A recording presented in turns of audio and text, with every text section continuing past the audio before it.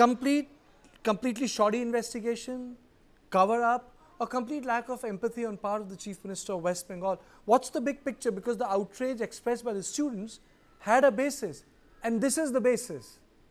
This is the basis. This must have been the talk in the first 48 hours. Kartikeya, you'll remember that when you mentioned me talking about this issue a few days ago, I actually, to begin with, my first instinct was to say no, because I don't want to get in. I never get into, political parties and their local activity and all of that. But I'm a Bengali. I can't deny that. And I had actually never heard these phone recordings before. I can't remember a moment when I felt worse than I'm feeling at the moment.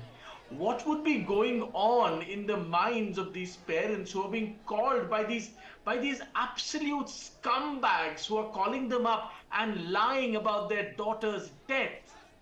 This is unbelievable. This is a shame. It's a blot on the name of all the culture that we talk about as Bengalis. I have never felt more ashamed. I grew up in a Gunda laden CPM Bengal. I know that Bengali society has been rotten with politics, Gundaism, and jihadism for the last 40 years. But I have never felt this bad as I'm feeling as I heard these clips played out.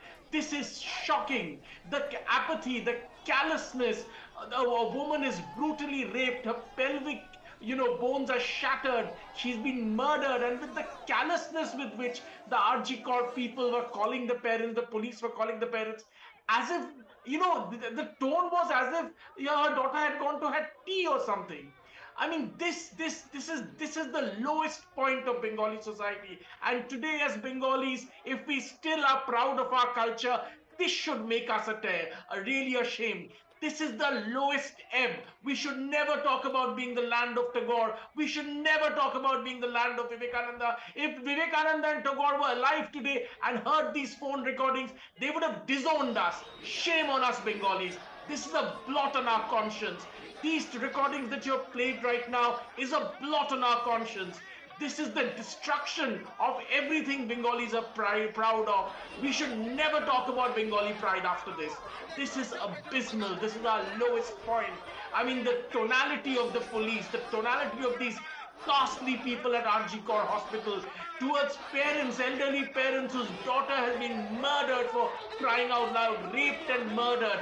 I am appalled. I have never been this angry on any TV program that I have been, but I have never heard something like this in my life. I'm absolutely appalled. The Bengal state has become a Gunda state. It is a state run by mafia and mafiosis and jihadists. It's ghastly. This is our lowest point as the Bengali people. I'm sorry, I don't mean to outrage on your channel, but this is truly, truly our lowest point. It's absolutely okay. People are outraged in Kolkata, people are outraged in West Bengal.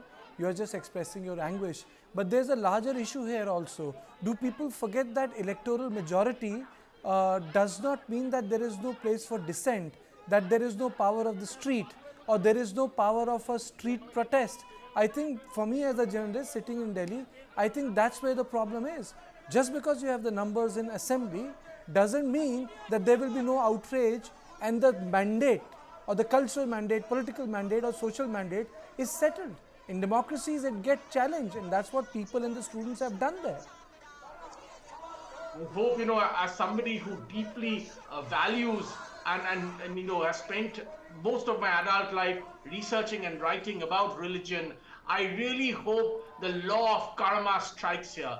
There has to be a payback for this. The people of Calcutta must awake. I mean, I was wondering yesterday why Arijit Singh, who's really a fairly non-political, apolitical person like many of us, why did he finally make that anguish-filled song, Ar Kobe, which in Bengali means if not now, when? When?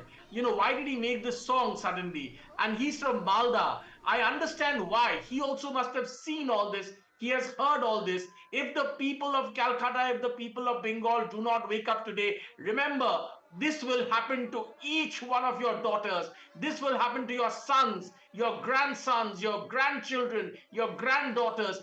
This is coming to every doorstep.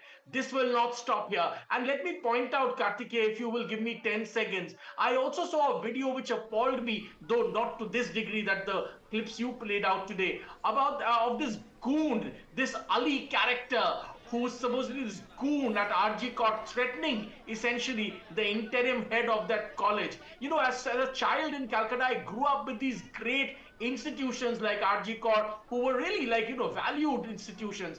They have reached their lowest point. Gundas are now threatening the interim head, saying, I will be here and I'm here. I've been sent here by the party machinery to keep an eye on all of you. And yet, this doesn't move the conscience of the people of Bengal. Now I understand why yesterday I got so many messages saying the Bandh has been so successful. This is like back in the day, a CPM Bandh in Calcutta where everything would shut down.